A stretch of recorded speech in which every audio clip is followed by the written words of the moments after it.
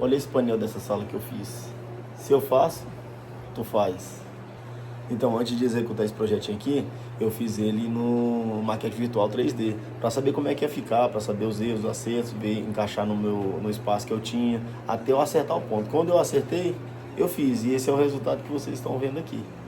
Então, eu fiz um desenho, vou mostrar para vocês aqui agora, de como ele ficou no projeto e agora dele executado. Então, agora acompanhe um pouquinho de como foi o processo de execução dele, beleza? Se gostou, ó, dá um joinha aí e segue o canal para ajudar.